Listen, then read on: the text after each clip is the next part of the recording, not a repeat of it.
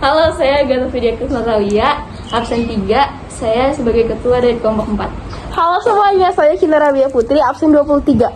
Halo, saya Ganimeda Satria Manu Adiputra, absen 17. Halo, saya Nera Akhil Cinti, absen 30. Halo, saya Rifki Lombardi Caksono, absen 4. Halo, saya Medina Sidameta Mamutu dari absen 24. Halo, saya Anissa Ramadan dari absen 7.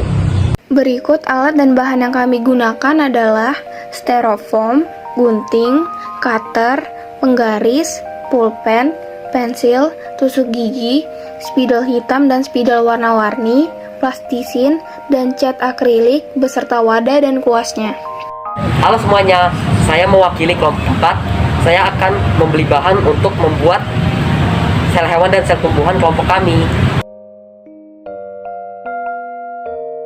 Sebelum kita masuk ke video pembuatan model sel hewan dan sel tumbuhannya, kita akan menjelaskan tujuan dari pembuatannya terlebih dahulu. Tujuannya adalah untuk mempermudah dan memahami bagian-bagian dan letak dari sel hewan dan tumbuhan secara jelas dan kompleks. Berikut video proses pembuatannya. Di sini kita mulai membentuk dan merancang styrofoamnya, lalu kita potong.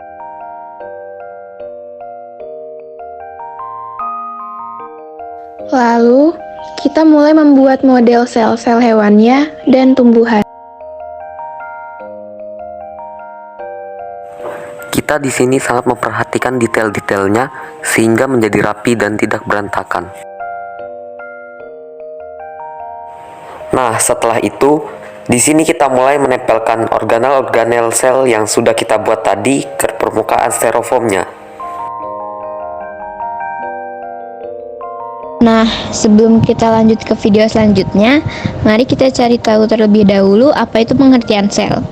Sel adalah satuan unit terkecil makhluk hidup yang merupakan dasar penyusun bagian-bagian tubuh. Dan sel merupakan komponen yang paling sederhana dalam sistem organisasi kehidupan. Mari kita lanjut ke video proses pembuatannya. Tidak lupa, di sini kita juga memulai menulis nama-nama organel selnya di kertas.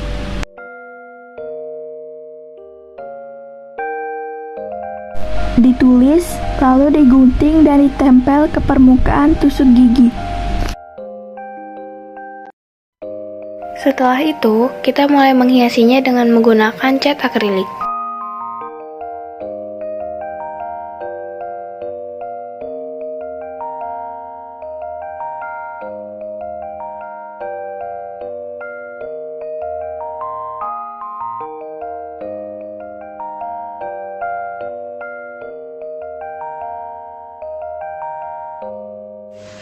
Nah, sudah selesai nih.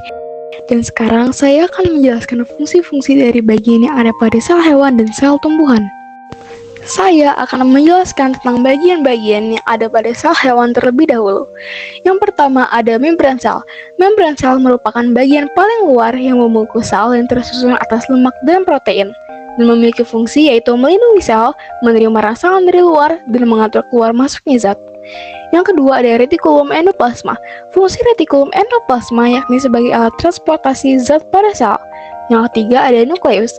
Fungsi utama nukleus adalah sebagai pusat perintah dan juga untuk mengontrol aktivitas sel. Yang keempat ada nukleolus. Nukleolus bertanggung jawab dalam pembentukan protein. Lalu ada badan Golgi. Fungsi badan Golgi adalah membentuk vesikula atau kantong untuk ekskresi, membentuk membran plasma, membentuk lisosom, dan memproses protein. Yang keenam ada ribosom. Fungsi ribosom yakni tempat berlangsungnya sintesis protein. Lalu ada sentriol. Sentriol berfungsi sebagai proses pembelahan sel dalam membentuk benang spindal dan berperan membentuk silia dan flagella. Yang kedelapan ada lisosom. Fungsi lisosom adalah sebagai pemasukan makromolekul dari luar menuju dalam sel dengan mekanisme endositosis, mencerna materi dengan memakai fagositosis. Dan yang terakhir ada mitokondria.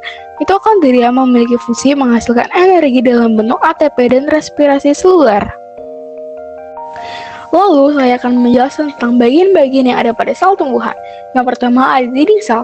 Lapisan terluar yang melapisi sel tanaman disebut dengan dinding sel yang terbuat dari selulosa. Dinding sel membantu menjaga tekanan di dalam sel. Yang kedua ada kloroplas. Kloroplas adalah plastisida berwarna hijau yang merupakan bagian sel tumbuhan. Kloroplast membantu produksi makanan dengan bantuan cahaya matahari yang dikenal sebagai fotosintesis. Yang ketiga ada mitokondria. Mitokondria memiliki dua lapisan membran dengan membran bagian dalam terlipat dan membentuk kaista. Ini adalah pusat pembangkit energi sel di mana ATP dihasilkan melalui respirasi sel. Yang keempat ada badan Golgi. Badan Golgi berfungsi untuk mengeluarkan dan menyimpan hormon serta enzim yang membantu dalam transportasi keluar dari sel. Lalu ada sitoplasma. Sitoplasma berfungsi sebagai tempat penyimpanan bahan kimia sel yang penting bagi metabolisme sel, seperti enzim-enzim, ion-ion, gula, lemak, dan protein. Lalu ada ribosom. Ribosom merupakan bagian sel yang mengandung RNA dan berfungsi membantu sintesis protein. Yang ketujuh ada nukleolus. Nukleolus berfungsi untuk memproduksi ribosom yang bertindak sebagai tempat pembentukan protein di dalam sel. Lalu ada vakuola. Vakuola berfungsi untuk menyimpan makanan seperti sukrosa, protein, garam-garam, mineral, dan senyawa organik lain. Yang kesembilan ada retikulum endoplasma halus.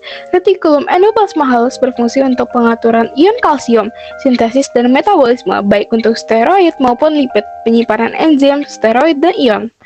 Lalu yang terakhir ada retikulum endoplasma kasar. Retikulum endoplasma kasar digunakan sebagai tempat sintesis protein. Oke, cukup sampai di sini saja video proses pembuatan model organel sel hewan dan sel tumbuhan kami. Selebih ada salah kata dan ucapan yang tidak kami sadari, mohon dimaafi. Terima kasih semua.